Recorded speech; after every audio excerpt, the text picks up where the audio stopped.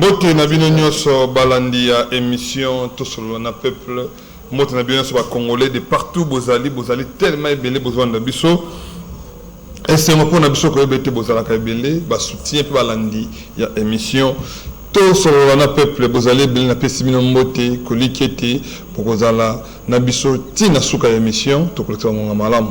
Vraiment na pesi mbote na molandi monene émission hein ba benga que les notables de l'auditoire Jambaka incontestable donc azawana na pesi mbote mbote pena betina sur de partout mbote na mama na mission wa Acha yazali monsungi monene na beta mabolo nzambe sunga émission kinde liboso wana toko telemena ya mbote. Merci beaucoup na après-midi à lelo nazala ba invité Missa tout sur ce plateau na bango to solo la makambo tali République démocratique du Congo baza ba jeune bon na poani ba jeune.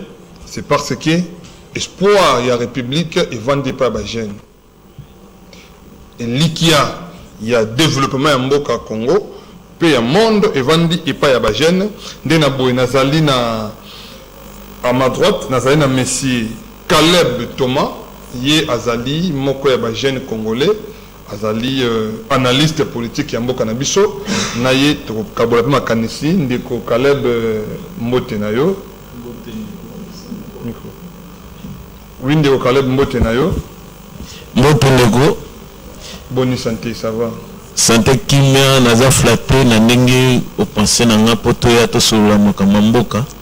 O ali mboka ndenge zokende na dans ce biso ba jeune to télémité peut-être to ko la mboka lobby donc mboka kotina libulu donc moi to bimisango ko zala susute. Très bien. Merci beaucoup. Et à ma gauche, nazali na deux jeunes aussi, nazali na Daniel Tumba, yazali moko ya ba cadre na parti ACR, il y a l'honorable Eliezer Tambwe, na pesi mbote ndeko Daniel. Ndeko mbote ndeko ma voix ndonga la ona sala ko benga minga sabeli peko ndengo ya minga na émission na yo to sola na peuple émission sola na mamukili mobimba. Merci. Accent commune pour la République paix ensemble basola l'émission oyo ya ona sabeli ndengo ya minga na émission. Merci beaucoup. Bonne santé à ACR. Parti ça ko kende kitoko parti za abotami sika moko telle évolution en tout cas actuellement to ça na base l'équipe à bateau banda depuis 5 ans 10 ans passés. Qu'est-ce que vous appelez base? Tant que base l'équipe à bateau 10 à 5 ans. Base ezali membres partisans ya parti na biso parce que parti na biso a créé na le 20 fin na septembre. Tout ça on a 3 mois. Mais actuellement nous comptons des milliers de gens bazoya appellent les appartenants en tout cas partisans na biso à venir Makas. Action merci commune beaucoup. Pour la République. Voilà. Partisans à venir Makas, action commune pour la République. Ndeko Eliezer Azamalam. Le président capable à Zamalam, Azokamba Penonenge Sengeli. Donc voilà. Aux loyal naïe. Très loyal. Ton la République. Très entre le président national et qui et le peuple. Yo aux loyal na président national na yo. Oui. Mais le président national n'a pas loyal na peuple. On a le président national na parce qu'il n'est pas loyal na peuple. Je crois que Jean-Lucien Boussa. Non. Nani Christian Mwando. Tant à longa lobby atikali loyal na président Moïse Katumbi. Tant à longa na union sacrabi, il y a loyal na président Moïse Katumbi. Moi la question que je me pose, est-ce que un acteur politique face à la loyal na président ya parti na yé, tout face à la loyal na république là tout sur lango. Nazala ndeko Dan Kapiamba ya zali pe moko ya analyste congolais mboka na biso, pencha du côté union sacrée na pesi mbote ndeko Dan. Moté, papa Moté, Moté n'a pas co-débatteur sur ce plateau, Moté à tous les compatriotes qui nous suivent en ce moment. Après si Moté n'a pas congolais. Boni, santé, ça va? Santé, ça malam malgré les couacs. Vous êtes parti politique? Non, juste là, aucun parti politique ne m'a convaincu. J'évolue encore en solo. J'espère que la manne va tomber du ciel et que nous reçoit parti au Elongo Bani selon vision. Donc, vous croyez que la manne est quoi est-il là? Manne est quoi d'une certaine manière. Très bien, merci beaucoup. Je compte en entrée à mission Nabiso, na biscuit de l'émission na Kobana Ndeko Daniel Tumba. Est-ce que c'est important pour un citoyen, comme tout autre citoyen, à remplir devoir d'un citoyen, il y a besoin de carte d'électeur, il y a s'enrôler. Il faut même une masse derrière lui, à sa makelele, fanfare, sifflet, tout ça, pour akende kozora carte électeur tout congolais se réveille nous sommes à 4h nous sommes à 5h mais yo ko mona temps na 12h ndenzele kangami azo beta ba fanfare batu na simana ye nini tel a la carte électeur. Est-ce que c'est important ou encore c'est une obligation pour la bataille politique? Eh bien, je pense que question posée, on va répondre dans les deux volets. Très bien. Il y a Liboso, d'abord, je commence par dire que ce n'est pas une très bonne chose. Déjà, ça trouble l'ordre public. Voyez-vous, quand on a des fanfares, etc., tout simplement parce qu'un individu a que sa carte. Individu, on habite sur le ma voix, mais je parle d'une manière générale. Tout le monde est en la télévision. L'autre fois, je crois que c'était le samedi passé, on a beaucoup kitati na route bypass. Ndeko Tony Mwaba, avec notre carte, mais on dirait que Kangama. Na retour na biso il y avait aussi un cadre il y a ACP avec nos carte na yé na nzela ka bypass na nzela embouteillage ces gens ont créé l'embouteillage pour voir mon tenir avec nos cartes mais on est te donner un trouble à ordre public non bon bazali ba konze bazako kamba biso na mboka il faudrait passer la makambu et kozala à l'encontre na loi ou bon mo ba voter quand même donc ko tambola bon na nzela na ba fanfa ndenge ndeko ma vo lobby na nzela ba siffler etc tout simplement pour la mutu moko ka soit carte d'électeur. Je pense que c'est un acte où on a appuyé à monter. En tout cas, on a appuyé à monter. Zali penza mala monter pour na biso na mboka na biso makambo bon ko sale. Mais zali mala monter. Merci beaucoup Ndeko Caleb pour na yo acte wana. Ko que soit carte d'électeur, donc ko za la candidat, faut même batu na simana yo ba accompagner pour que soit carte d'électeur. Bon, kolobaki izamabe par rapport à Ndeko nanga lobby. Bon, nous avons un avis contraire par rapport à ce qu'il vient de nous dire. Bon, kokende na batu kozala accompagner na batu ponanga. Parce que je ne soutiens personne, mais naza flatté quand même que na angouimana, na ba siffler wana, na ba fanfara, na ba zobeta, ça signifie quelque chose na quatre population que non, dans un processus il y a enrôlement et que le peuple phase a déjà prêt. Il y a aucun de s'enrôler. Donc, d'une part, pour nous, ça bien. Mais pour ça, la sensibilisation, on a joué la sensibilisation, d'une part. De l'autre part, nous avons condamné parce que ce que déjà annoncé comme candidat et que aux autres qui ont idée ou pré-campagne alors que tous avons une période de campagne, on a condamné. Ozomona wanande place anande nazo condamné donc ozoa période d'enrôlement comme ça pour na campagne na yo sala ke nonga na zala boye wanande lokola ndenge to monaki papa na biso mboso azokende kuna ko yembele la fatigue donc nazo comprendre te c'est ça qu'azomona tazomona te mais ce que zala qui opposant nde muto asala ki yango ou bien individu simple nde muto asala ki loge na président de la République de la présidente, mais dans un parti politique, la loi Lingake Bima, convocation Lingake Landa, de place Anande, Nazoboya. Merci beaucoup. Ndeko Danka Piamba, pour notre analyse, pour nos carte électeur, le candidat, il faut même battre bien Simanayo pour troubler l'ordre public, car pour un individu. Merci Papa Motei, mais j'aimerais partager la vie à Ndeko Nangai. Les élections, c'est une expression démocratique. Donc, dans toute démocratie, la manifestation est à la manière. Aujourd'hui, Moutou a se porté déjà à la candidat en 2023. Il a ses ambitions, il veut postuler. La première action, il a proposé, il a s'enrôler. Et ça va aussi dans le sens, il a pour mobiliser encore les citoyens congolais de pouvoir s'enrôler massivement pour pas participer à l'échéance électorale. Donc, je pense que c'est une expression démocratique, mais on refuse tout simplement lorsqu'il y aura dérapage et que les bateaux sont basés la conséquence na dérapage sont salama la suite ou bien ici il y a une manifestation na bango mais kopé qui sa bango ce serait une violation à droit na bango aux démocratie ils ont reconnaître biso droit na liberté et expression autant avec tout cet engouement c'est une expression démocratique on ne peut pas empêcher à quelqu'un de faire ça maintenant glissez-moi liloba moi muke ndekonanga utso loba mamboso mais je m'étonne.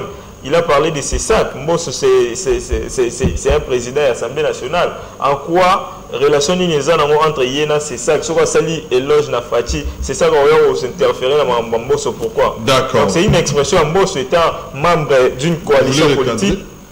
étant membre d'une coalition politique, il peut avoir un avis par rapport à son candidat aux échéances électorales. Je ne pense pas que c'est ça qu'il faut s'interférer pour à côté de Makambo et ça même dans le domaine a été. Vous voulez intervenir?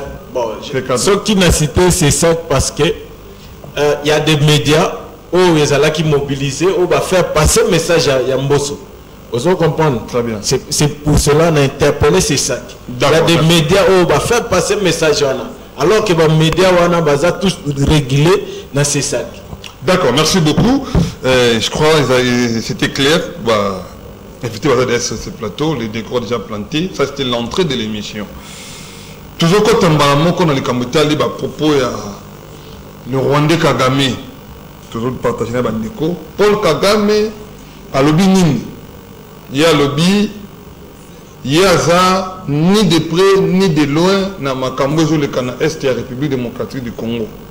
Batika kwa Kizé, Batika Otanga Kombo Naye. Si ça continue comme ça, à Kobo, à cause des réfugiés congolais dans Mboka Naye, on va dire qu'on a fait à Kobengana Bango. Question de choses à lire. À propos de mon Mboka, à propos de Kagame, Paul Kagame comme le Rwandais, est-ce que les alliés, s'il y a faiblesse au jet du monde que non, vous m'avez lâché, je suis maintenant perdu, maintenant moi aussi, je vais appliquer la force, soit, par propos de Kagame, les alliés qui sont dans le gouvernement congolais, que besoin de capacité de gérer,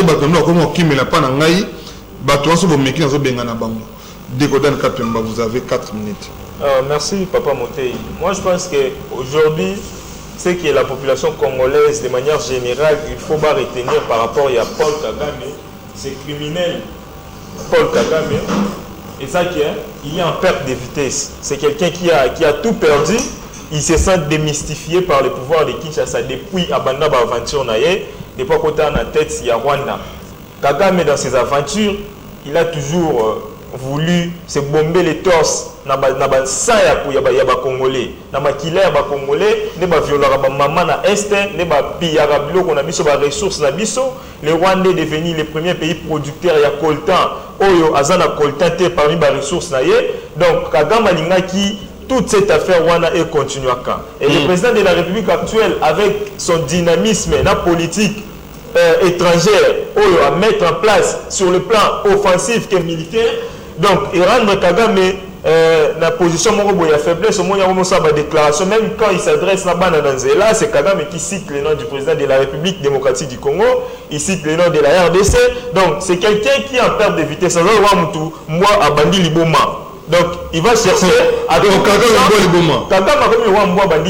il va chercher à tout bout de champ et à place à s'accrocher. Mais nous, on ne va pas suivre cela. Tout le monde les lots, toutes les organisations sérieuses du monde, Oyo, on a considéré parmi après toutes les pressions possibles au peuple congolais sali, derrière les chefs de l'État, le ministre des Affaires étrangères Nabiso, que je salue, qui est l'un des véritables warriors dans le gouvernement Samalukonde, ministre Christopher Lutundula qui a fait un bon travail depuis le début de cette histoire. Depuis le gouvernement Sama, jusqu'à preuve du contraire, c'est quelqu'un qui m'impressionne de manière la plus honorable possible. Donc aujourd'hui, le peuple congolais a se réuni qui derrière les chefs de l'État. On a haussé les tons. Les chefs de l'État dans la réunion internationale au Akendaki, il a parlé à l'Obaki ouvertement que c'est le Rwanda qui agresse la République démocratique du Congo, que les leaders rétrogrades ont la tête de Rwanda, Yende Aza, comme étant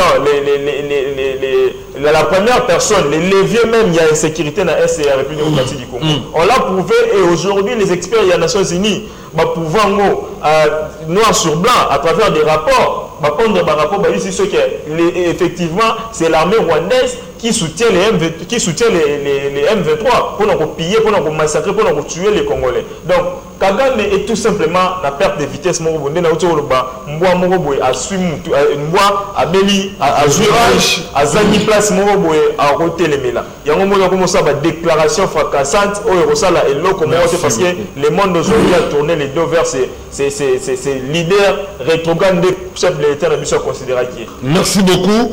Ces leaders rétrogrades, voulais-je dire, au chef d'État Nabisoa considéré qui est, c'est Paul Kagame. ce monsieur rwandais. Ndeko Thomas. Kokron a dire Yandeko Dan Kapiamba. Paul Kagame a en perte de vitesse. Et là qu'on y tient à perte de vitesse, c'est la diplomatie agissante du chef de l'État Fachi. Né à moitié Paul Kagame contre Mir, les lois comme le rôle en bois, où il y a vu rage, j'avais battu, même à côté de la Mikelanzela, oui, il fait ce que Douana, à cause de la Magambo, à côté de la Batnofelna, il fait ce que de Magambo. C'est quand même quelque chose à louer. La diplomatie a fait que et bimisi Paul Kagame en poisson. Bon, ndekonanga tant que le bamboka pour le sentiment batamo boye pour le bamboka na ndenge sengeli kokotanga te na makamba diplomatie agissante pour na kinoto jeter ba éloge na président de la République alors qu'il était élu pour ça. Donc tant que a un devoir de rendre devoir encore ça là et que ça là non donc nana pas robetelo mabokote mais je peux t'encourager. Donc, diplomatie agissante, il y a le président de la République, surtout le but total entre les lignes. Donc, sortie médiatique, il y a conseil privé, nous dit tout par rapport à la relation à RDC na Rwanda. Mais ceux qui tozongi pena na makambo talimboka, Kagame, oui, sur le plan international, Kagame se sent maintenant lâché. Parce que Kagame a été toujours soutenu par la communauté internationale. Mais maintenant, il se sent maintenant, il se voit maintenant avec un isolement. Au Fatinda imposé isolement, on a.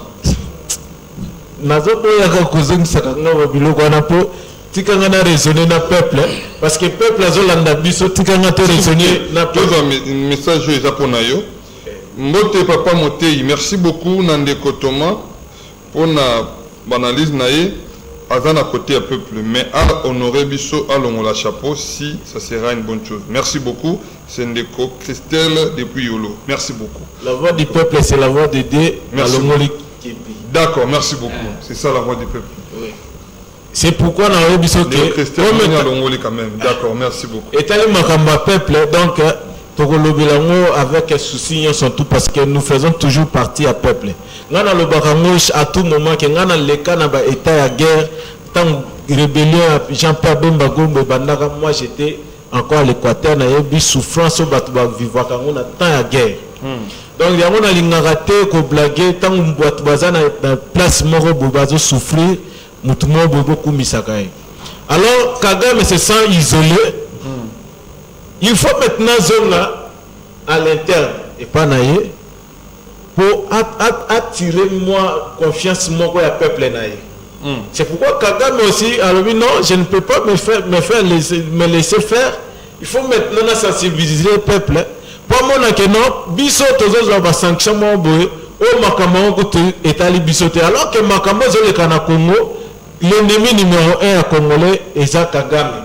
Ce n'est pas le retour rwandais dans un ennemi à Congo, mais l'ennemi numéro 1 à Bisso Kagame. C'est pourquoi Kagame a soutenu M23 pour M23 et ça là-bas, Union sans ça là dans Congo.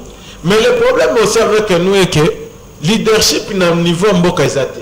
S'il y avait un leadership avéré, aux Alaki Namboka, et que leadership là, ils ont peut ça ordre les autres ça m'a tinacé mais le Kagame lelo a solo batté.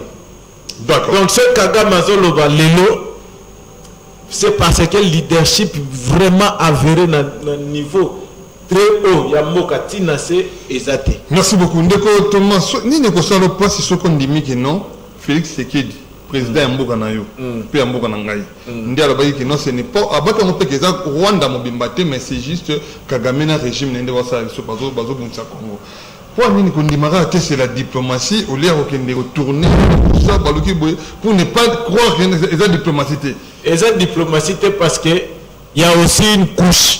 Il y a parti politique, il y a la politique congolais, Oba Marchaki, Oba Luka, sanction contre les Rwandais. Très bien. Donc victoire Anna Toko attribué à mon côté, c'est une victoire partagée. D'accord, merci beaucoup. Oui. Une victoire partagée, Ndeko Daniel Tumba.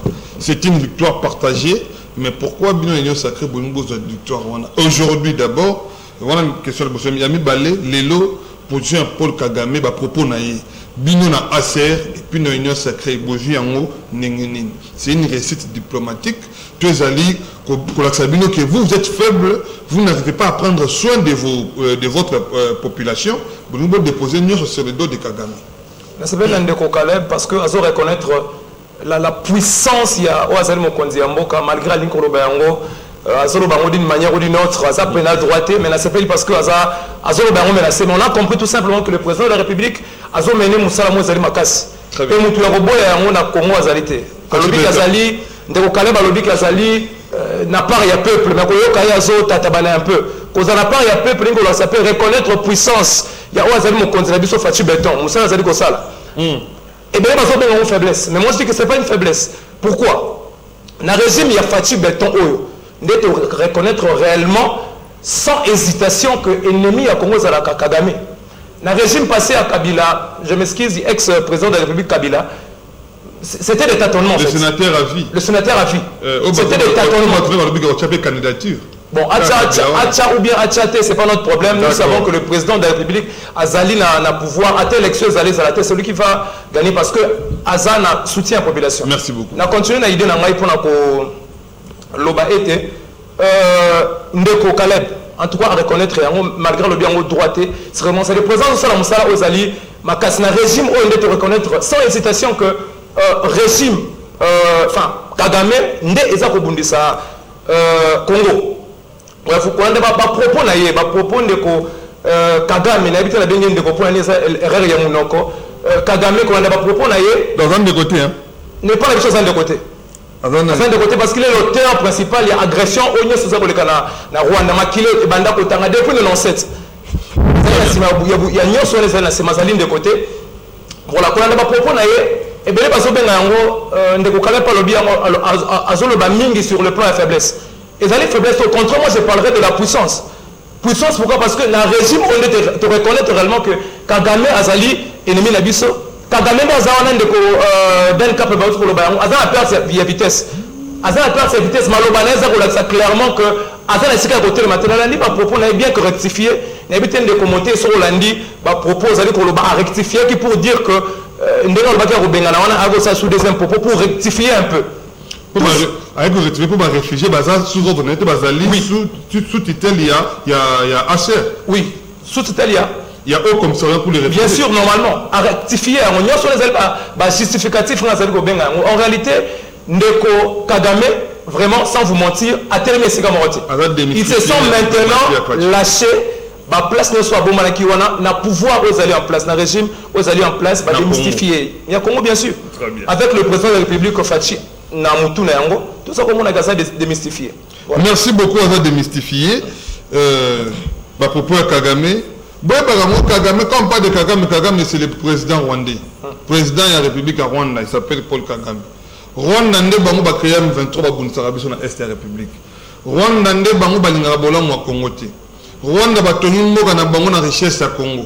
Rwanda le ba komi osala nyoso ba osala na po ba zwa makila ba Congolais ba kufaka, bango ba yeba richesse na biso ba sala ba o ba sala pa na bango wana. Président bango komone Kagame, mais ce n'est pas tous les Rwandais mais ils allaient régime ou ils allaient sikoyo na place mais Kagame ayebaka te ba Congolais baza ba l'acheter wana za malobapé ba Congolais ndenge ba lobaka. Merci beaucoup bozali ebele ndeko Caleb tout tu passer na bandina yo soko recadrer à propos na nime ozoko bana na biso to na deuxième thématique na biso to ba likambo etali organisation ya élection avant tout que chiti na la loi des pères et des mères organisation de élection la façon dont enrôlement de salama pour na bio lokola moko ya banaliste lokola jeune ozomona ngo c'est déjà une réussite pour na élection autozela depuis longtemps de la façon dont enrôlement de salama ils ont là déjà que non c'est un glissé comment c'est une tricherie qui se prépare déjà na katia ba enrôlement de salama déjà. En tout cas, na niveau auto commune pour l'enrôlement, n'a qu'à spéculer que fraude des autres, préparer fraude parce que tant que il faut qu'on ait une preuve palpable pour prouver que non, fraude des autres s'est préparée. Mais ce qui est total par rapport Nathan au Seigneur, il y a un mois pour enrôler la population, par exemple, la ville à Kinshasa, parce que moi aussi je suis concerné. Donc, na bateau Seigneur Zouaki, je ne sais pas. Ce qui Seigneur Zouaki bateau on a testé réellement ou bien la liste de partis politiques est prima qui l'icole à test. Parce que en voyant comment ces gens-là travaillent, on se montre que ce sont la plupart dans le que bangoyon sont. La plupart des bateaux bazo apprendre que ça là. Alors que il fallait pas un bateau domaine, il y a quand même une notion 60-70%. Il y a que ça la makambwana. Mais on se montre mutoza devant pour ça l'on capture, il y a mon on face changer ma position matalikola qui t'a son aboy. Alors que si tu étais devant une personne bien formée, il y a bien le quoi ça là et qu'on attend une belleté. Donc ce qui fait que tant au Seigneur ça qui il y a un mois, tout le monde a déjà que non et qu'on s'imbatte. Et qu'on s'imbatte pour enrôler la population dans Kinshasa. Donc dans le niveau de commune, même pas dans 30 à 40%, il y a la population qui attendait. Très bien. Alors il y a un na Seni quand même ba augmenter ba machine. Ba bilo musu soza ba maka ba machine na ba centre. Et tu vas où na kati ya bureau soit côté, ils ont manque de machine, to manque d'expérience c'est ba travailler. Manque d'expérience, manque ba machine et puis na ba police bazote la biso libanda na bango pe ba koti na kati na bata o bazosala na kati na ba policier avant de libanda ba komi na bango na cop oye na 5000 6000 oleki wana nazana ba preuve na ba exemple. Très bien. Wana nazolo ba avec exactitude parce que na yebi le pourquoi on a nazolo bien. Parce que j'ai déjà tenté 2 fois que nous avons carte sans succès. Donc et à la police avant de Libana et à la batubazo sala na kati ba komi na bango na cop oye na 5000 ba vandi sur moi muke okoti.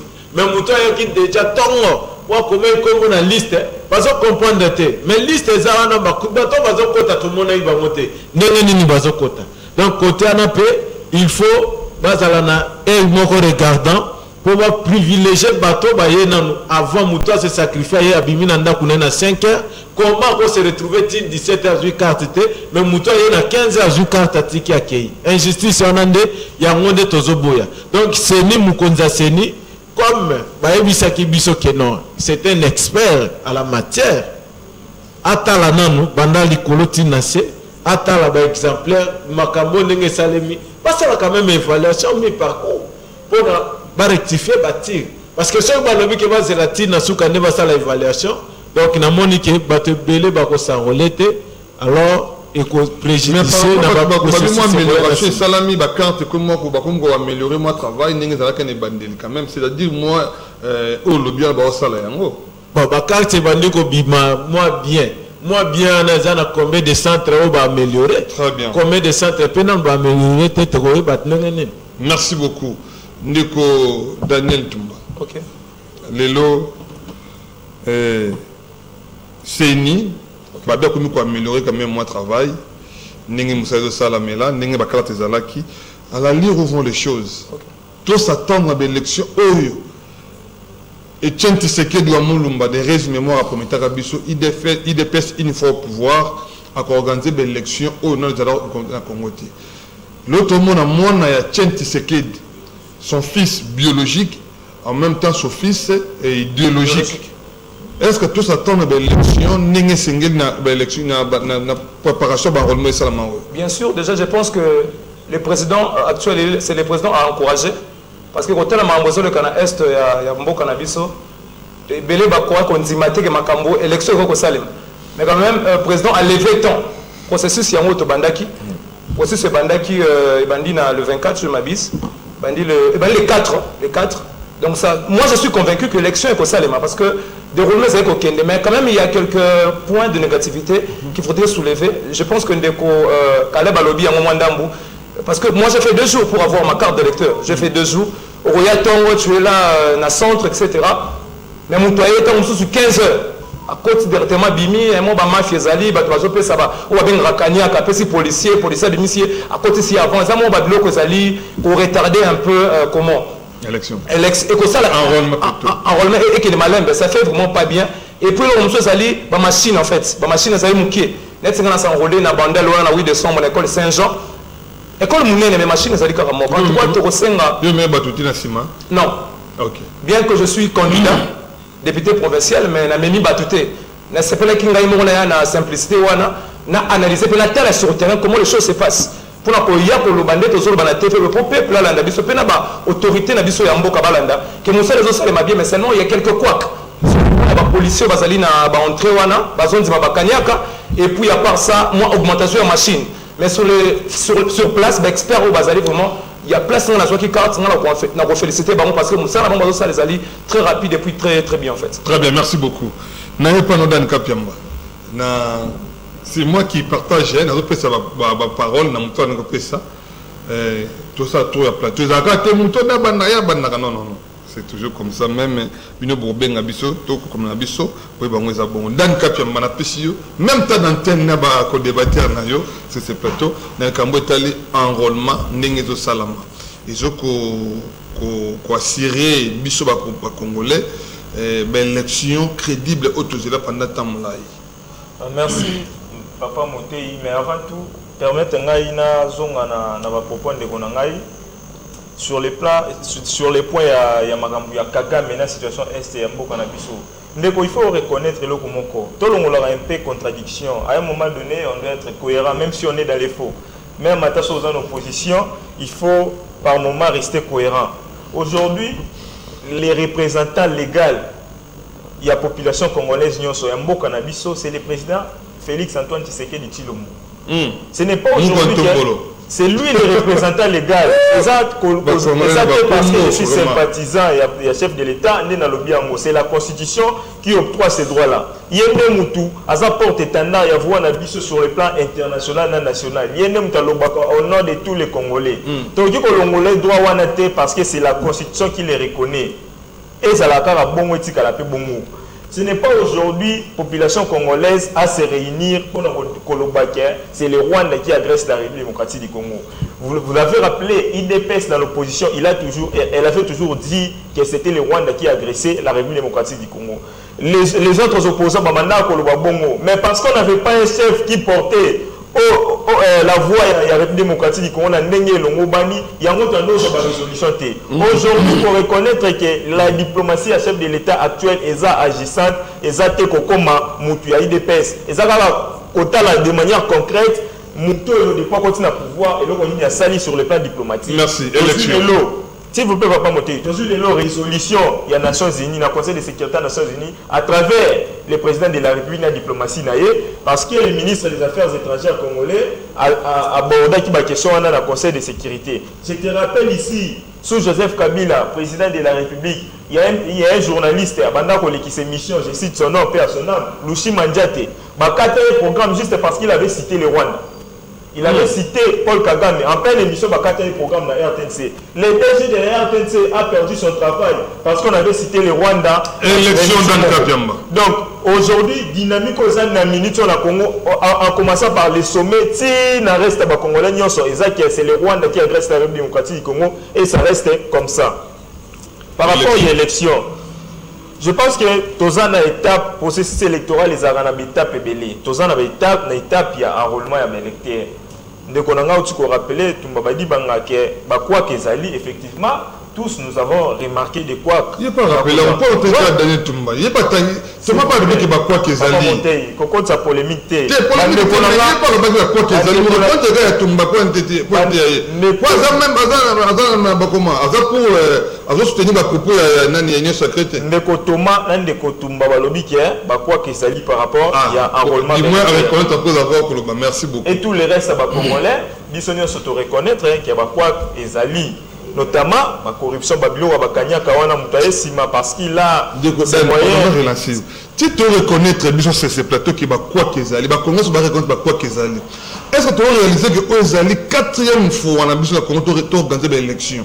Ton expérience il y a 2006, ton expérience il y a 2011, Tu as une expérience en 2018. Là, on est en 2023. Tu as quoi qu'il y a des compétences. Est-ce que vous trouvez ça normal vraiment? C'est ça effectivement le problème. Pourtant, où chaque président enseignant il a tendance à réformer. Même Mouto, qui opérateur a saisi à l'époque. Donc, ce n'est pas la même expérience qui continue. Le principe vraiment la continuité place Wana, il sera un tout petit peu biaisé. Il y a entre la prochaine GCS électorale, pour ça, la continuité à service public dans le domaine Wana. Les mêmes machines, aujourd'hui, on a un problème de machines. Je me pose la question. Autant de millions de dollars sortis avec Corneille Inanga et Kena Wapi pour ma machine, on est servir quand on a échéance, s'il vous plaît. Donc, il faut économiser un tout petit peu de moyens à l'État, notamment des moyens humains et des moyens matériels. Bande qu'on a vu sur la CENI, pour favoriser à un moment donné corruption. Moutaye n'a 15 ans parce qu'il a des miettes et l'autre ce n'est pas parce que quelqu'un a de l'argent qu'il doit violer tous les droits aux régis dans la société. Merci beaucoup. Moutaye n'a 15 ans, à côté de depuis 6 heures, au tiki batouana nyonso, il privilégié Moutaye à 15 ans. Ils ont il faut Kolongolango afin de construire une très bonne société. Très bien, merci beaucoup. Faut barango na sepe na propos de kodana lobiawa atoka na ba million na yo ndeko yebango atoka na mutana ba million okoteka bo moto no te pona ba million c'est ça okoteka moka na yo te pona ba million ya mutu moko koyi wana faut koyebaka yango ndete so pas monter ibwe na ngam qui est faible mais faut koyebaka ngo ba koko baloba pondo limbondo za ka pomba te mais za kana capacité ko tomba mo finu kwa nzungu. Merci beaucoup. Ndeko Thomas n'a pas nayo, n'a pas Ndeko Daniel, et puis non, n'a pas nayo, n'a pas quatre Piamba, n'a pas Ndeko Daniel. En quoi la loi des pères et des mères, et pourquoi plutôt la loi des pères et des mères, il faut diviser classe politique congolaise, ceux qui ont un intérêt à Congo, aux opposants, n'a pouvoir en place, babundelaka intérêt, il y a Congo. Pour donner une loi à père et des mères, il faut diviser classe politique congolaise. Mais de connaître ce qu'il y a le but que dans le régime il y a Félix ou dans le régime actuel, on va reconnaître que le Rwanda. Oui. Quelques minutes pour la loi. Qui ne va reconnaître en tout que non, c'est le Rwanda qui agresse le Congo. C'est un mensonge. Parce que, il y a mon Félix Tshisekedi, dans le pouvoir, il a appelé Kagame son frère. Oh, mon cher. Il a appelé Kagame son frère. Il dépasse. S'il vous plaît, c'est une histoire de toi, tu as comparé le régime Kabila et Tshisekedi. C'est révolu. Il faut parler de ce que le président actuel a obtenu par rapport au plan offensif. S'il vous plaît, oh là là, on a lancé contre Kagame. On a noté. On a obtenu une résolution. On a papier noté. Merci beaucoup.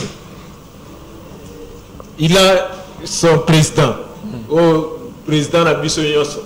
Mais au Yazozo, Moutoki Nini, au Babena. Merci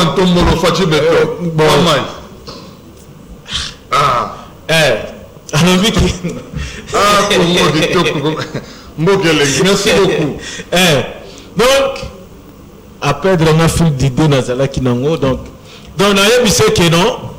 Le Rwanda, qu'on reconnaître que tout le bateau au que Rwanda mutazo agressé Congo et bandi na bangote parce que président Félix Tshisekedi tant on a eu pouvoir ne awa tozo organisé dans liwa ya papa Etienne Tshisekedi babengi ça Kagame na mboko na stade de Mati l'un des présidents au IDPS mais la yo nani obo ya Kagame ezaka Kagame mawande mutazo ki na stade pour vous dire et dire au peuple congolais qu'il y avait l'amitié déjà entre Félix Tshisekedi et Paul Kagame. Donc, on a des tout manabango ya Amina Ami Baswani, donc tu as coulisses na bangote, les locaux boye, beta libanda. Et là, on a ce pelaganango pour ne connaître lobby, il faut qu'on reconnaître. Là, ce pelaganango pas Félix. Différence entre Félix jusqu'à ce moment. On a yebi entre yé na président honoré Joseph Kabila Kagame et que Félix a l'obaka. Et là, on m'a suivi à lobby. Et là, on m'a yanti à lobby.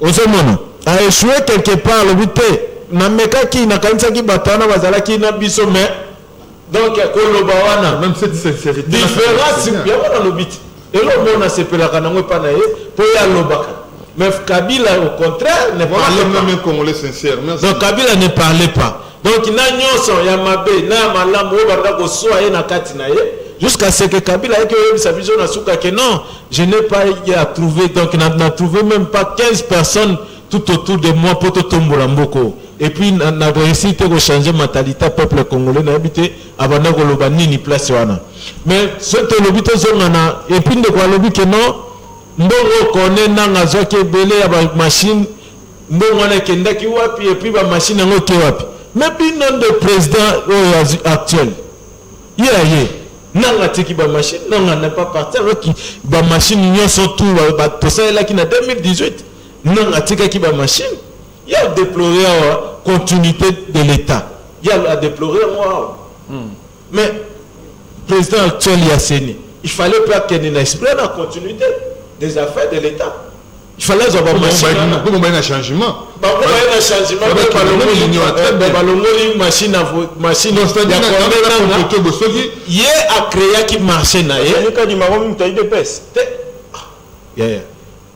tika to na lobite ke azamu ta IDPS mais ba soupçon moko ezalaki likolo ne ki azalaki cadre ya IDPS na Afrique du Sud donc tant Denis Kadimaye alongoli ba machine à voter corner nanga akoti si marché na ye yango yeli biso ba machine o soki ndeko kaza da pesa ke mbongo biolete pour un certain moment ba swana ki likolo financement ya seni merci donc pour la kozonga na nani na loi ya de père et de mère loi de père et de mère pour nangai nazo mon importance na ngote parce que ce token a même lien de père et de mère wana propos Jean-Lucien Boussa à tenir na territoire na Boudjala propos wana est-ce que école maître Moutoloka Jean-Pierre Bembalès propos wana lobi que non munguna na bino na territoire ya Boudjala ya Kungu ya Sidou Bangi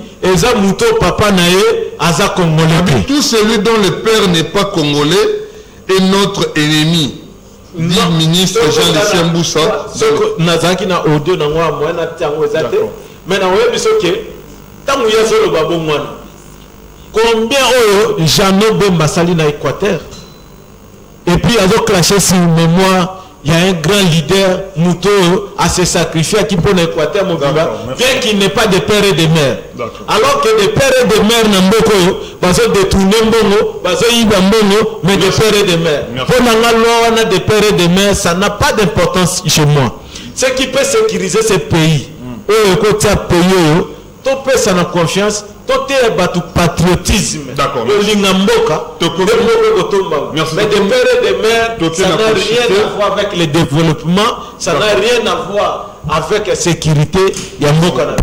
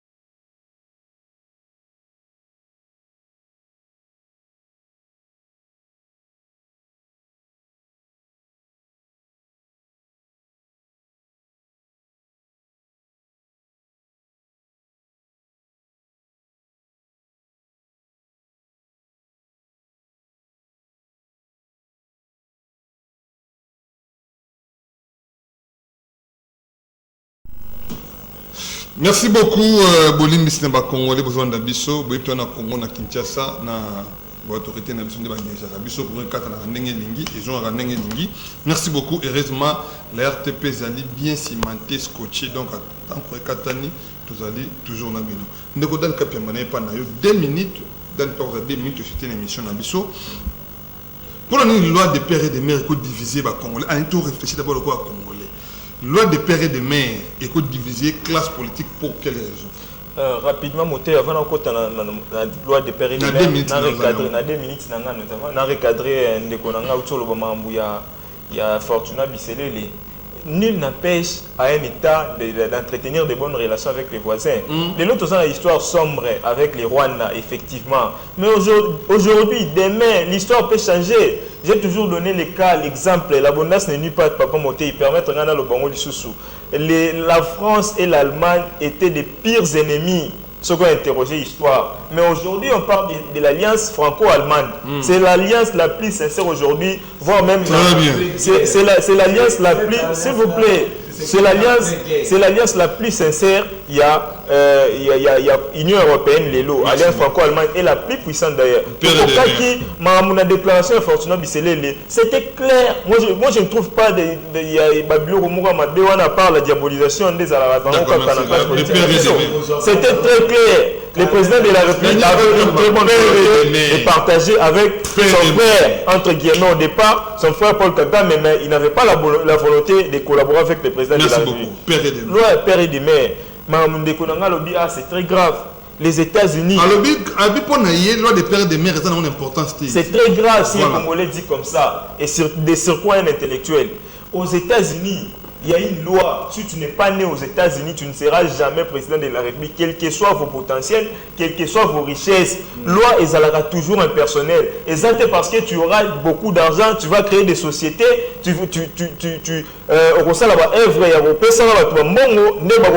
bonne volonté, on a besoin ici comme américain. Sauf que Botama na sol américain, tu ne seras jamais candidat président de la République. C'est ce qui est arrivé dans Ndeko Kissinger. À un moment donné, il était secrétaire d'État, mais dans ma poste à responsabilité, notamment le président de la République, il ne pouvait pas être président de la République.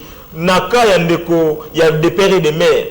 Avant qu'il n'y ait des pères et des mères, la constitution de notre pays a tranché, je l'ai toujours dit ici sur ces plateaux, article 72.d, ne peut être candidat président de la République que les Congolais d'origine. Et le bongo. Mais quand vous avez quelqu'un, israélo, zambio, gréco, ceux qui Congolais, Tanzanie, maman nae, zambienne. Commissaire candidat président de la République, tout justement parce que Azouakaba Congolais nous sommes en charge de la classe politique congolaise. Interrogez aussi l'article 10 et 11. Tolérance, camarade. Je commence d'abord par le camarade qui parlait de Denis Kadima comme étant un cadre de l'IDPS. Au départ, il a dit que c'était un soupçon. Et mais son autre Zolandais, Toko Boye, qui n'a pas soupçon, ils ont sonné mine. C'est comme ça la précision de Kambouté, il faut que nous bayangote. Loi père de mère, c'est une loi très importante, même la Bible, les alliés, le livre de Deutéronome. Makamole Komami. En trois folies, aux ala papa, non, maman, non, bazala yambo. Interdiction pour un étranger à sa présidence. Et Komami, le livre de Deutéronome, c'est même biblique, c'est une loi inspirée. Vraiment, c'est une loi inspirée. Nous avons eu 5 présidents dans ces pays. On a eu 5 présidents, mais Nathan Kongo Motote, le président Fachi Aza, deuxième président autochtone originaire Yambo Kanabiso. On sous Baleki, on a Bazaki Yambo Kanabiso. Nous sommes les alliés. Enfin, comment dire, projet, il y a une communauté internationale pour la côte étranger, pour atrocité, Bouzo, Est, et continuer toujours pour les 14 ans, après ça, autochtone. Donc cette loi a sa place au Congo. Bien sûr, cette loi a sa place. Tout le monde a Fachi Béton. Merci beaucoup. Il a le pouvoir, mais le changement est belé. Pour le compléter, Papa Moté, s'il vous plaît, 30 secondes pour le compléter. Vous pouvez imaginer, dans ce pays, on a eu un président, au Azalaga, on a 3 de Kwapamba. D'accord, merci beaucoup. Petit frère. Et si la famille s'arrête là. Loi des pères et des mères, ça n'a pas d'importance. D'accord, merci beaucoup. Bozaki Bela Kondabiso, Bozalaki tellement Bela Kondabiso. Voilà, Moni Moïse Matala, Landibiso depuis quelque part. Bozaki Bela Congolais, News, Bozaki Bela. Tu peux rendez-vous lobby na 19h et na 17h15 minutes. Tu allez avoir en direct na bande komi balé tu zana bangwa moko analyste, moko analyste, moko cadre IDPS. Tu zana bangwa na plateau, proposition la majorité. Tu kondongwana awa lobby na 17h15 minutes. Mais tu sais que nous avons s'abonner à Regen Dongala TV, notre chaîne YouTube. Betika ka Regen Dongala TV s'abonner et vous avez une façon pour nous soutenir biso. Ce qui est soit zongé, tu connais na bino mokona lobby. Ciao.